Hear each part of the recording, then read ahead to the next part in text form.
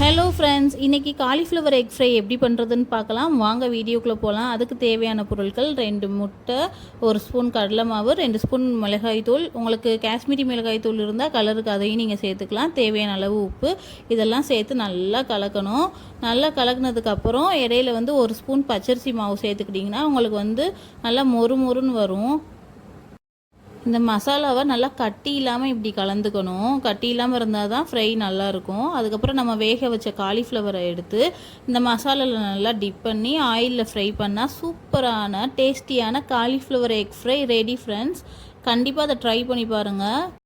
நீங்கள் பச்சரிசி மாவுக்கு பதிலாக கார்ன்ஃப்ளவர் மாவும் ஆட் பண்ணிக்கலாம். இதே மெத்தடில் மசாலா இல்லாமல் எக், பெப்பர், சால்ட் கலந்து ஃப்ரை பண்ணி பாருங்கள் காலிஃப்ளவர் ஃப்ரை. அதுவும் நல்லாயிருக்கும்.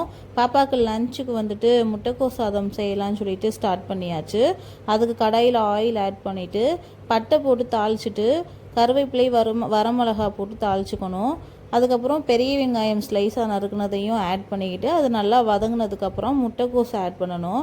முட்டைக்கோஸ் சரியாக வேகலை அப்படின்னா உப்பு சேர்த்துட்டு லைட்டாக தண்ணி தெளித்து வேக வச்சுக்கோங்க. நல்லா வெந்ததுக்கப்புறம் கரம் மசாலா தூள் ஆட் பண்ணி நம்ம வேக வச்சுருந்த சாதத்தையும் ஆட் பண்ணிடணும். நல்லா கிளறினதுக்கப்புறம் லாஸ்ட்டாக கொத்தமல்லி தழை தூவி நல்லா கிண்டினோம்னா அதோட ஸ்மெல் சூப்பராக இருக்கும். குட்டி பாப்பாங்கெல்லாம் முட்டைக்கோஸ்லாம் சாப்பிட மாட்டாங்க. இந்த மாதிரி ட்ரை பண்ணால் கண்டிப்பாக சாப்பிடுவாங்க.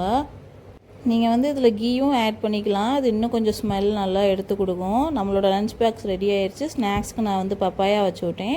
நம்மளோட சேனல் பிடிச்சிருந்தா கண்டிப்பாக சப்போர்ட் பண்ணுங்கள் ஃப்ரெண்ட்ஸ். தேங்க்யூ.